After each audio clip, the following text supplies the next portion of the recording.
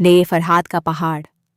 फारसी शायरी के सुनहरी दौर में एक ऐसा मुजस्मा साज गुजरा जिसने मोहब्बत में पहाड़ का सीना चीर कर सीढ़ियां तराशें और फिर एक झूठ ने उसे तबाह कर दिया।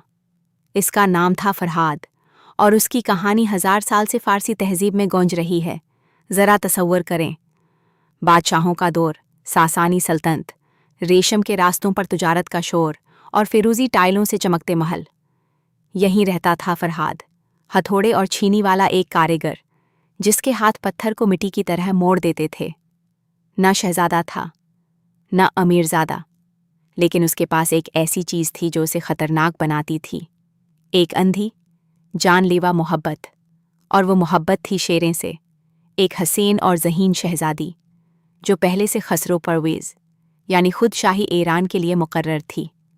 खसरो को फरहाद की दीवांगी का पता था। उसने सोचा, या तो ये कमज़ोरी है या फिर मेरे लिए एक खेल। बादशाह ने शर्त रखी, पहाड़ की ठोस चट्टान में सीढ़ियां तराशो, जिंदा पत्थर काट कर रास्ता बनाओ, और अगर कर दिखाया तो शेरें तुम्हारी। फरहाद ने यकीन कर लिया। शायद उसके पास कोई और चारा भी न था। हफ्ते गुजरे, महीने गुजरे, फरहाद का हथौड़ा पहाड़ से टकराता रहा। पत्थर की धूल उसकी जल्द पर राख की तरह जमती रही। हाथों से खून बहा, कमर झुक गई, लेकिन हर सीढ़ी के साथ वो सोचता, एक दिन शेरें का हाथ थामे यहां से गुजरूंगा। काम इबादत बन गई, पहाड़ उसका कबला बन गया। फिर जब आखिरी सीढ़ियां तराशी जा रही थीं, जब मंजिल बिल्कुल करीब थी, एक काजिद आया। बादशाह ने भेजा था, चेहरा उदास, खबर भारी। शेरें नहीं रही। अचानक, बेवजह चली गई। फरहाद के हाथ से हथौड़ा गिर गया। यहां कहानी कई हासों में बट जाती है। कुछ रिवायतों में है कि उसने खुद को उसी पहाड़ से गिरा लिया। कुछ कहते हैं बस बैठ गया और मौत का इंतजार करने लगा।